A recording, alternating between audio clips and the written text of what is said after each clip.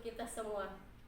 Anak-anakku sekalian, selamat bertemu dengan Ibu Ais Mulyaningsih pada kegiatan MPLS tahun pelajaran 2020-2021.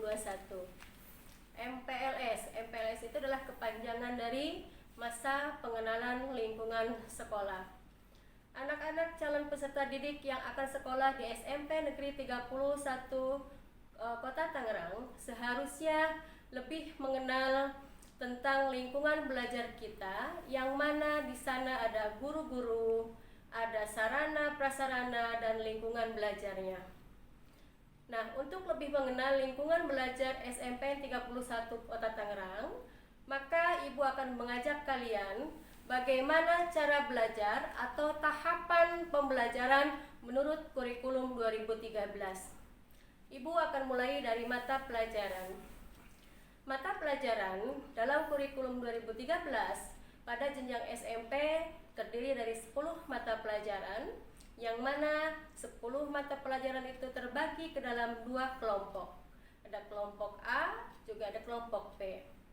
Kelompok A, mata pelajaran kelompok A terdiri dari 7 mata pelajaran, yaitu ada mata pelajaran Pendidikan Agama Islam dan Budi Pekerti, Pendidikan Kewarganegaraan, Bahasa Indonesia, Matematika, Ilmu Pengetahuan Alam atau IPA, dan Ilmu Pengetahuan Sosial atau IPS.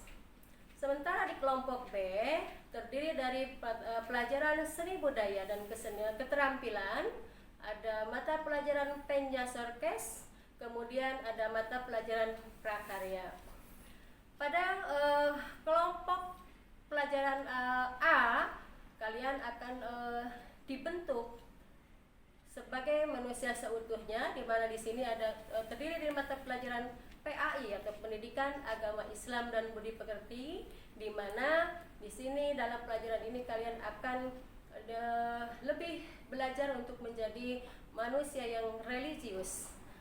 Kemudian untuk mata pelajaran PKN, kalian akan belajar bagaimana menanamkan rasa nasionalisme, rasa sosial, dan lain sebagainya.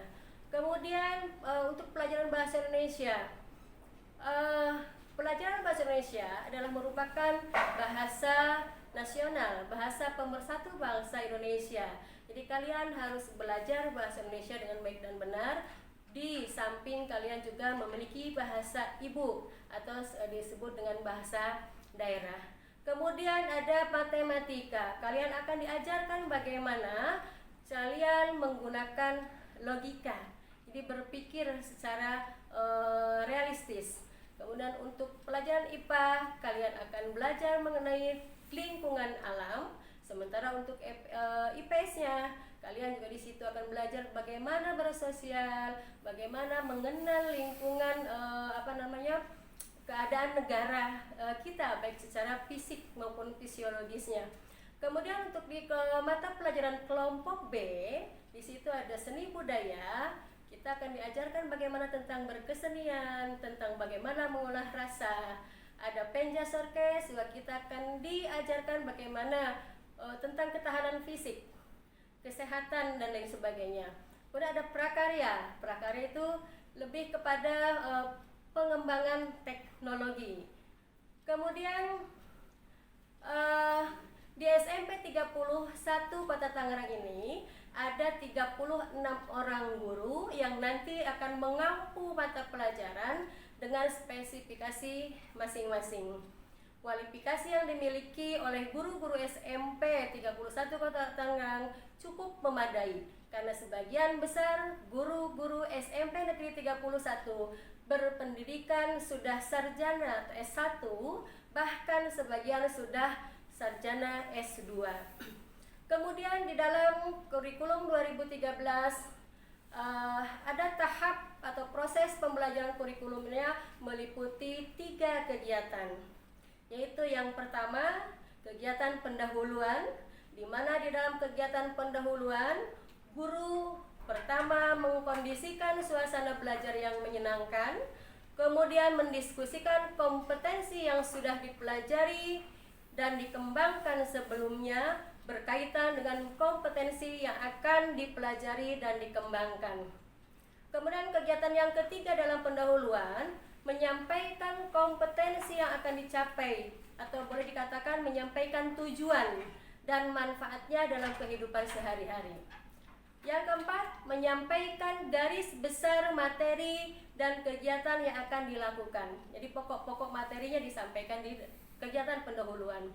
Kemudian yang kelima adalah menyampaikan lingkup dan teknik penilaian yang akan digunakan. Yang kedua adalah kegiatan inti. Kegiatan ini merupakan proses pembelajaran untuk mencapai kompetensi yang dilakukan secara interaktif, inspiratif, menyenangkan, menantang, memotivasi, sehingga memberikan ruang yang cukup bagi prakarsa, kreativitas, dan kemandirian. Dalam hal ini, guru bertindak mengamati dan juga memfasilitasi kegiatan tersebut. Jadi di dalam kegiatan inti ini, siswa lebih banyak melakukan kegiatan menggali potensi diri di bawah pengamatan gurunya, dan apabila ada hal-hal yang tidak dipahami, maka pada kegiatan ini siswa dipersilakan untuk bertanya kepada gurunya sebagai fasilitator. Kemudian kegiatan yang ketiga dalam tahap pembelajaran ini yaitu kegiatan penutup. Kegiatan penutup terdiri dari dua kegiatan, yaitu kegiatan guru bersama peserta didik, kegiatan guru.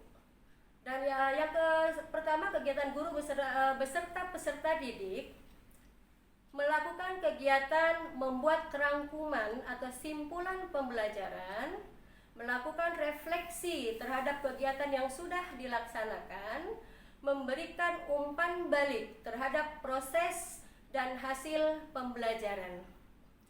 Sementara kegiatan guru yaitu melakukan penilaian, merencanakan kegiatan tindak lanjut dalam bentuk pembelajaran remedial, program pengayaan, layanan konseling, dan atau memberikan tugas baik tugas individual maupun tugas kelompok sesuai dengan hasil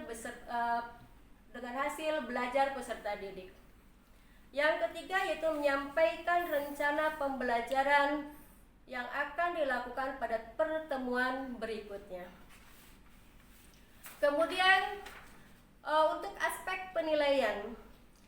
Aspek penilaian ini terdiri dari 3 aspek, yaitu yang pertama adalah aspek pengetahuan, yang kedua adalah aspek keterampilan, yang ketiga adalah sikap dan perilaku.